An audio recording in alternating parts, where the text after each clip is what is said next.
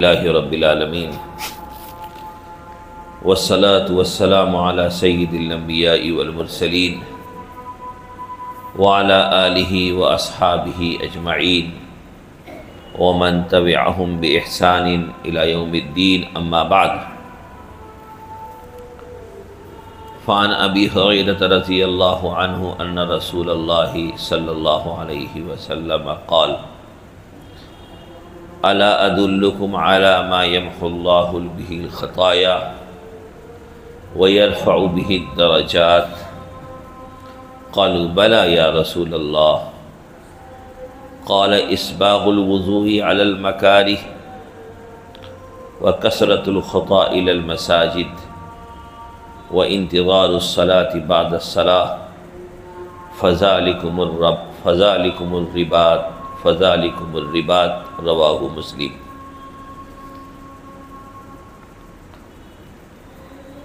محترم حضرات،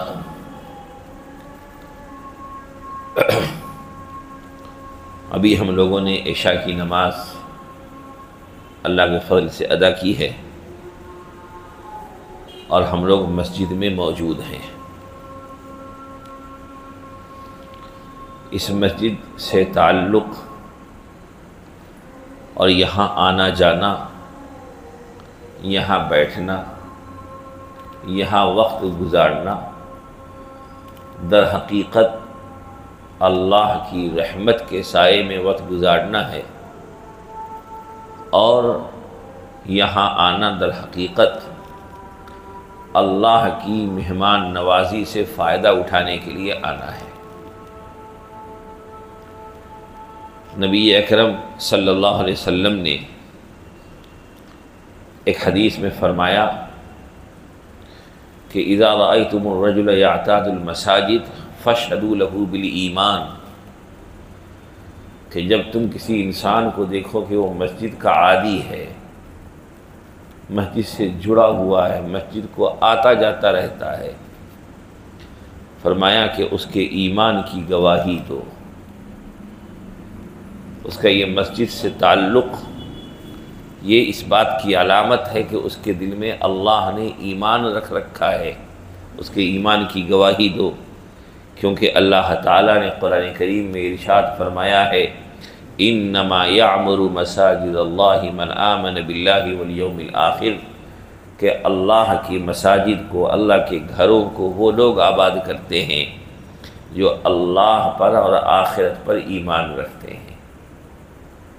تو گویا کہ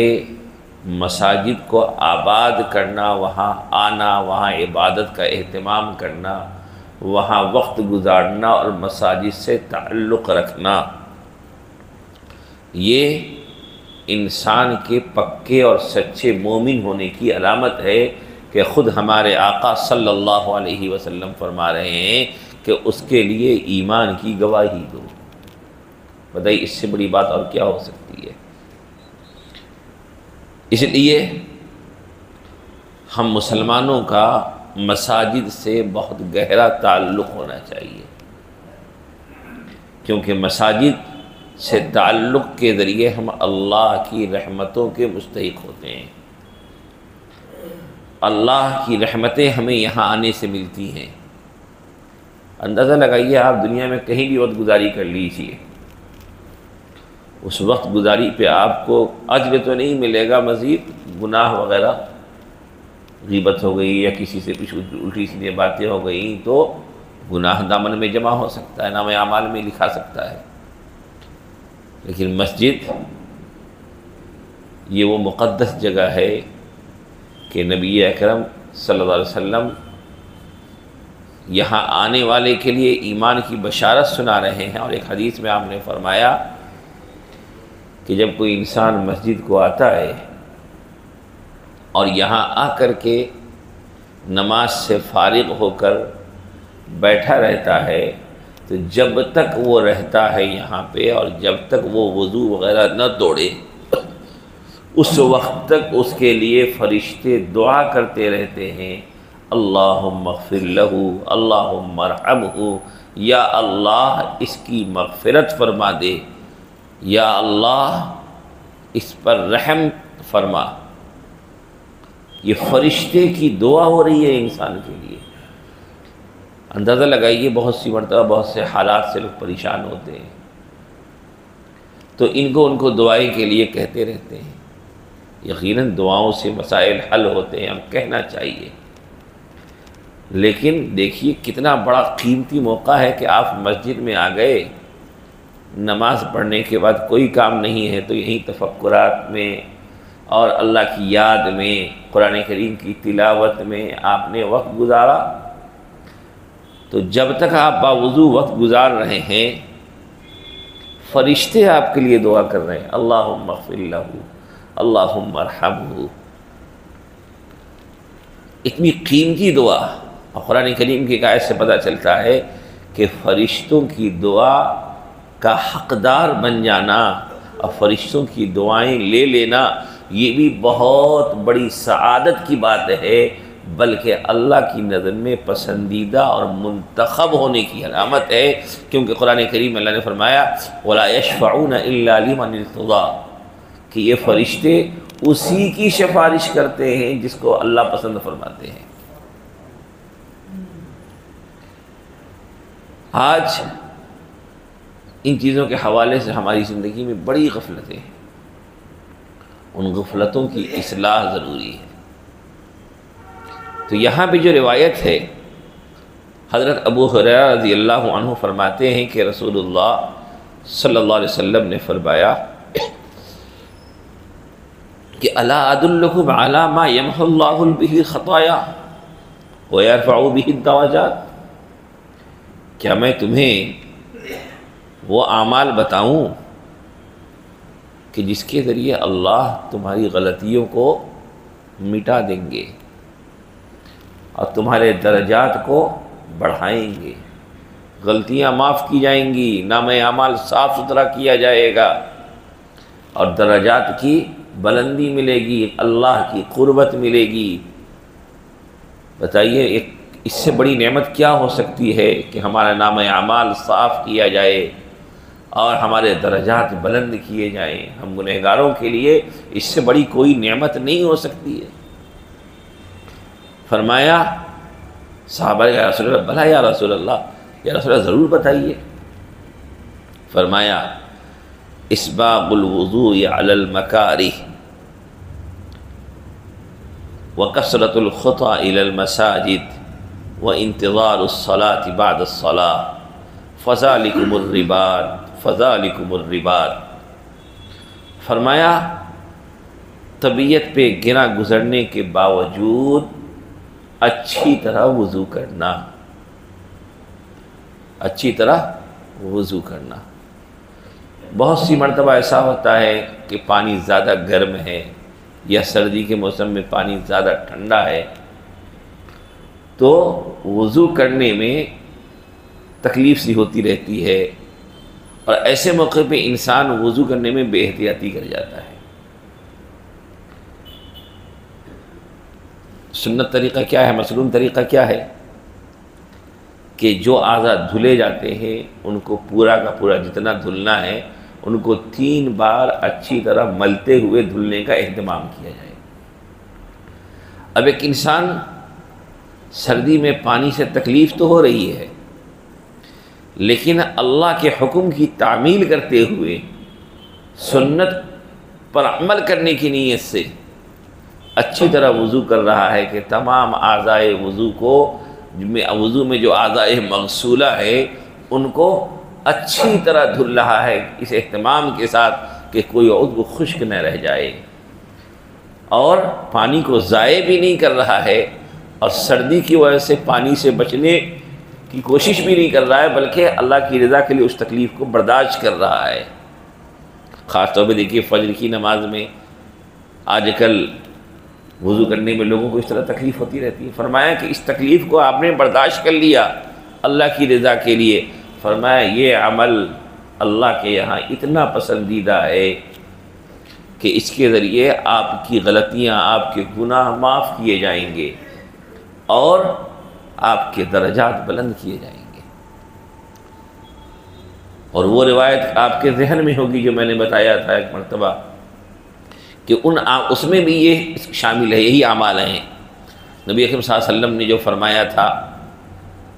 ایک مرتبہ کبھی انشاءاللہ پھر کسی موقع پہ بتاؤں گا، کہ اللہ عز و جل کو نبی اکرم صلی اللہ علیہ وسلم نے خواب میں دیکھا، اور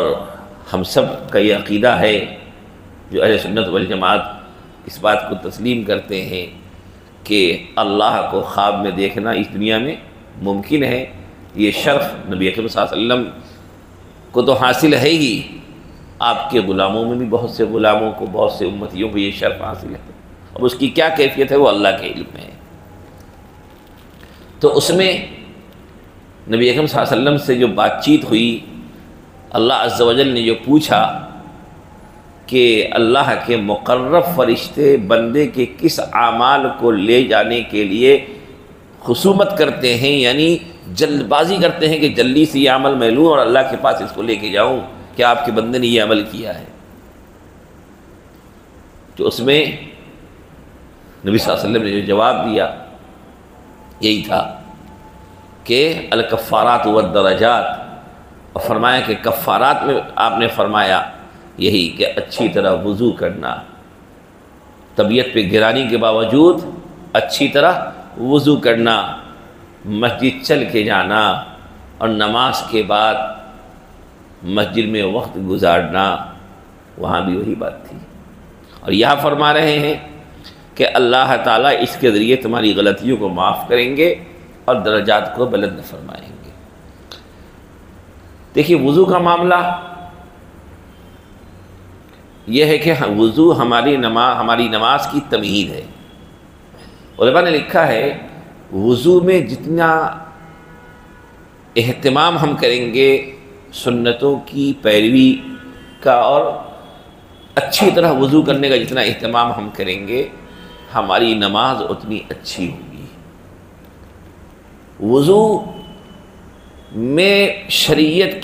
کی تعلیمات اور سنتوں کو نظر انداز کرنے کی وجہ سے نمازیں مجروح ہو جاتی ہیں، حتیٰ کہ نماز میں طرح طرح کے وساوس، برے خیالات اور طرح طرح کی نماز میں دل نہ لگنا، یہ کئی چیزیں وضو کی کوتاہیوں کی وجہ سے ہوتی ہے۔ اگر ہم چاہتے ہیں کہ ہماری نمازیں اچھی ہوں، مقبول ہوں، ہماری نمازوں میں ہمارا دھیان نماز کی طرف رہے، طرح طرح کے وساوس سے محفوظ رہے، تو نماز تک پہنچنے کا جو بارڈر ہے یہ وضو، اس کو ہم سنتوں کے مطابق اچھی طرح کرنے کا اہتمام کریں گے۔ جو ہماری وضو میں جتنی خوبصورتی آئے گی، سنتوں کی جتنی پیروی آئے گی، ہماری نماز اتنی اچھی ہوگی۔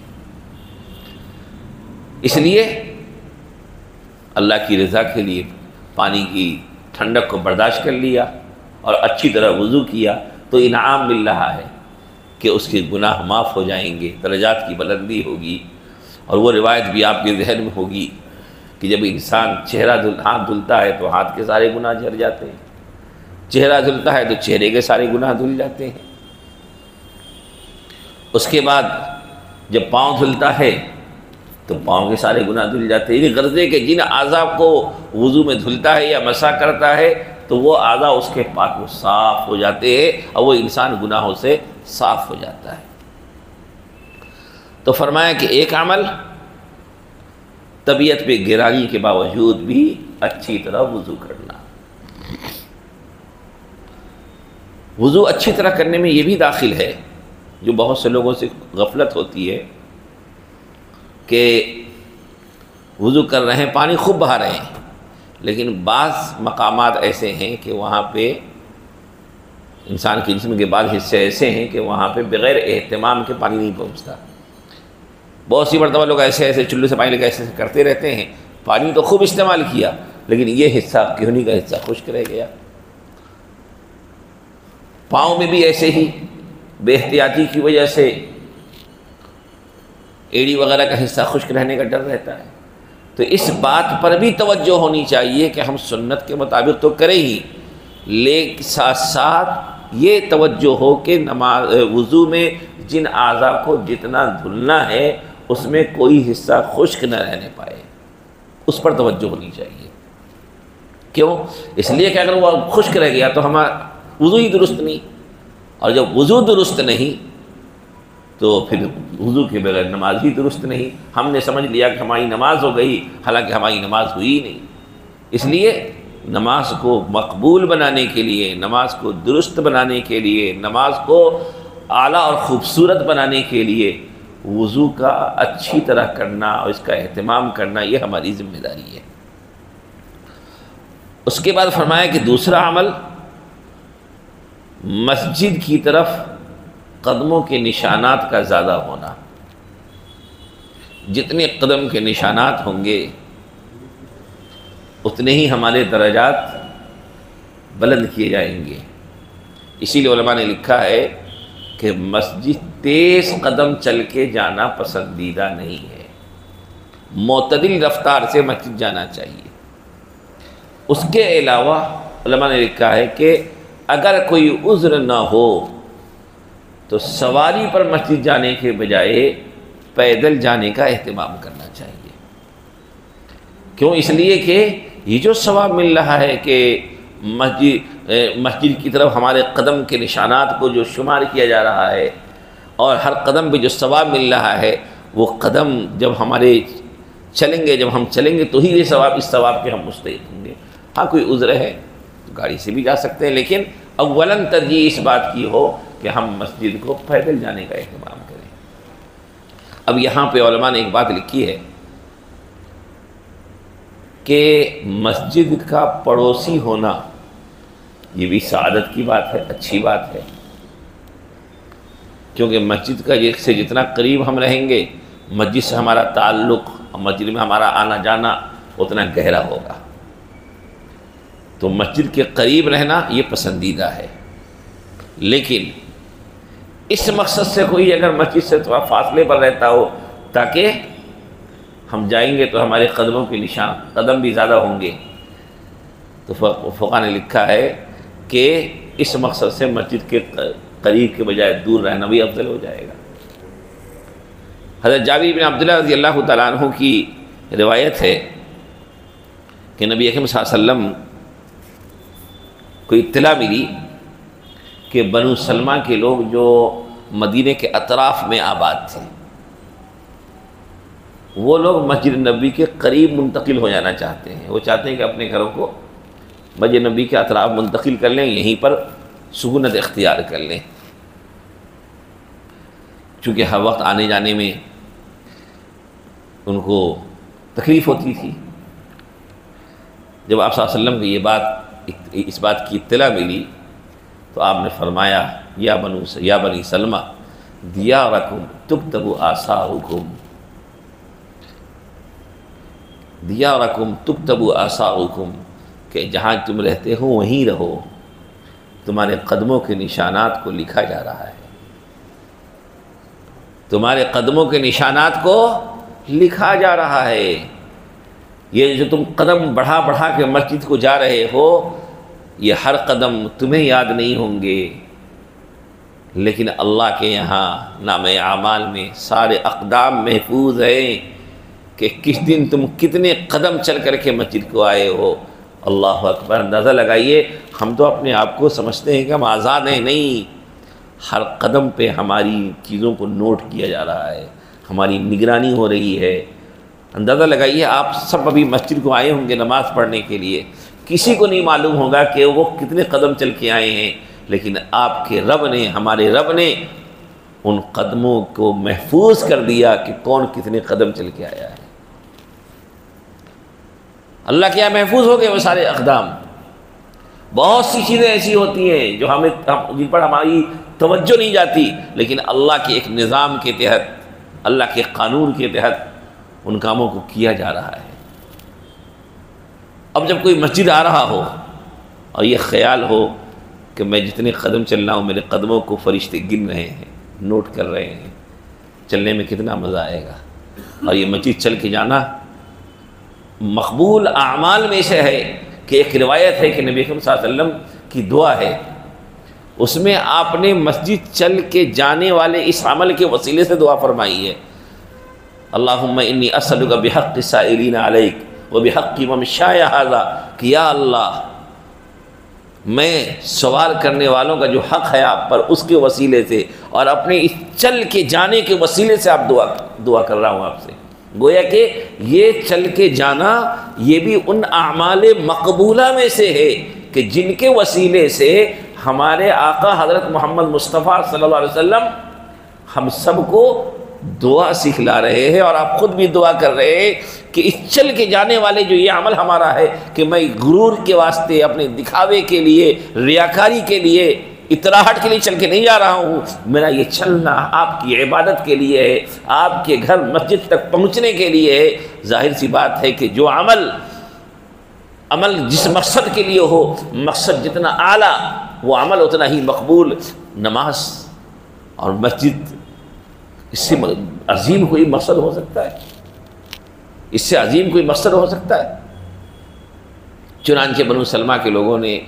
پھر وہیں پر سکونت اختیار کر رکھی تھی۔ چنانچہ ایک روایت میں ہے نبی صلی اللہ علیہ وسلم نے فرمایا ان اعظم الناس اجرا فی الصلاۃ ابعدهم الیہا ممشا،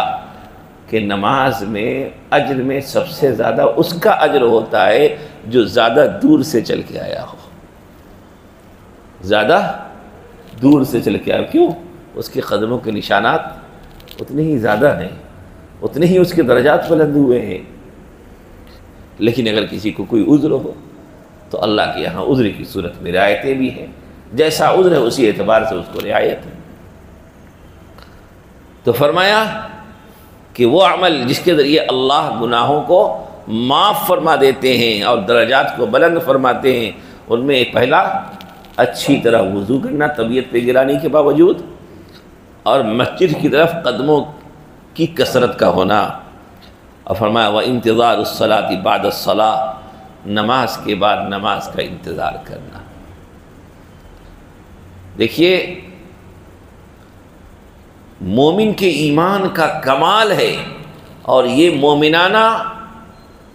خصائص میں سے ہے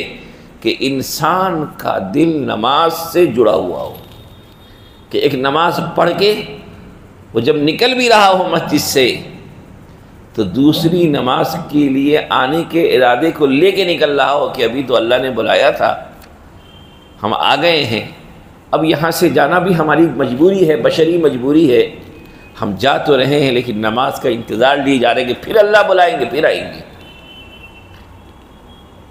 تو گویا کہ ہر آن انسان دنیا کے کسی بھی کام میں ہو، اپنی مصروفیات میں ہو، لیکن نماز کے بعد اگلی نماز کی طرف اس کا دھیان ہو، اس کی توجہ ہو اور انتظار ہو۔ فرمایا کہ یہ عمل بھی اللہ کو اتنا پسند ہے کہ اللہ اس کے ذریعے گناہوں کو معاف فرماتے ہیں اور درجات کو بلند فرماتے ہیں۔ آگے فرمایا فَذَلِكُمُ الرِّبَاطُ، فَذَلِكُمُ الرِّبَاطُ، آپ نے فرمایا یہ ہے رباط۔ رباط کہتے ہیں بارڈر پہ پہرا دینا، بارڈر پہ پہرا دینا۔ فرمایا کہ یہ جو اعمال ابھی ہم نے بتائے کہ یہ اعمال رباط ہیں۔